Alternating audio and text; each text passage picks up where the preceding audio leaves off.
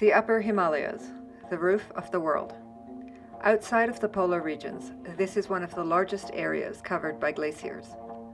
These glaciers feed 10 of the largest rivers in Asia, supporting more than 1 billion people in our part of the world. The Tropicalist Trust brings you this short film from Dras in the Upper Himalayas. Residents boast it is the second coldest inhabited place in the world, with temperatures sometimes dropping to 60 degrees below zero.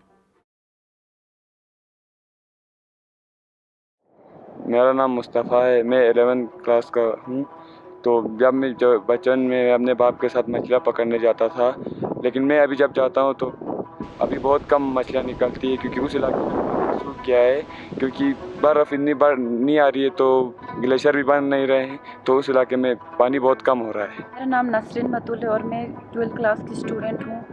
जब मैं छोटी थी तो बर्फ़ बहुत ज़्यादा आता था हमारे इलाके में, अपने टाइम पे आता था, नवंबर दिसंबर के टाइम पे। अभी जब मैं जैसे मैं बड़ी हो रही हूँ, मैं देख रही हूँ कि हमारे क्लाइमेट में बहुत ही ज़्यादा चेंजेस आ रहे हैं। तो जो बर्फ़ है वो अपने टाइम पे नहीं, अभी मार्च के टाइम पे आ रहा है। इसकी वजह से वो ग्लेशियर जल्दी ज़्यादा मेल्ट हो रहे हैं, और मेल्ट होने की वजह से वो कभी कभी ख़तरनाक रूप लेके, मतलब स्नो एवलांच फ्लड की शक्ल लेके हमारे यहाँ बहुत ज़्यादा तबाही मचाते हैं। और हमारे यहाँ पे ज़्यादा बारिश भी नहीं आती है, तो ज़्यादातर हमारी जो एग्रीकल्चर सेक्टर वो ग्लेशियर पे डिपेंड है। हेलो, माय नेम इज़ शहर बानो और मैं क्लास 10 में पढ़ती हूँ। यहाँ सर्दियों में जो है धूप बहुत कम खिलती, इसकी वजह से ग्लेशियर जो है साल भर टिके। कुछ गांव तो ऐसे थे जहाँ पर धूप बिल्कुल भी नहीं खिलती, लेकिन अभी कुछ सालों में मौसम में बहुत तब्दीली आई है, जिसकी वजह से धूप भी बहुत ज़्यादा पड़ती है, जिसकी वजह से ग्लेशियर जो है बहुत तेज़ी से पिघल रहे हैं और स्नो एवलांच का ख़तरा बहुत ज़्यादा बढ़ गया, ख़ास तौर पर उन गाँवों के लिए जो ग्लेशियर्स के बहुत ज़्यादा करीब हैं। और हमारा गाँव तो ग्लेशियर्स के बहुत ज़्यादा करीब है। हेलो गाइस, मेरा नाम मुदस्सिर हुसैन है। मैं क्लास 11 में पढ़ता हूँ। हमारे एरिया में पानी को लेकर बहुत सारे इश्यूज हो रहे हैं, क्योंकि अगर हम आज की बात करें तो हमारे गांव में अभी बारी लगाना पड़ता है गांव में खेतों के लिए पानी देने के लिए।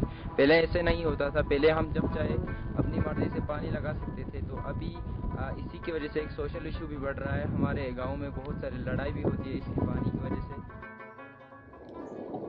हेलो एवरीवन, मेरा नाम मोहम्मद अली है और मेरे हिसाब से ये भी लगता है कि हमारे जो इलाके में जो है अभी बहुत कल्टीवेशन जो है बहुत कम हो रहा है। एक रीज़न ये भी हो सकता है कि जब पहले ज़माने में जो है ग्लेशियर्स जो है एक नाले में रह जाती थी स्टोर होके, फिर उसी के पानी को हम यूज़ करते थे और उसी से हम कल्टीवेशन करते थे, लेकिन आजकल नहीं हो पा रहा है क्योंकि बर्फ़ नहीं पड़ रही है, जिसकी वजह से प्रोडक्शन जो है बहुत कम हो रहा है। Here, in the shadow of the Himalayas, different groups of peoples thrive. For them, climate change is not abstract, but real and immediate. You only have to look up to the mountains for proof that temperatures are rising. Ever aware that one day soon, all this could come to an end. But still, life must go on.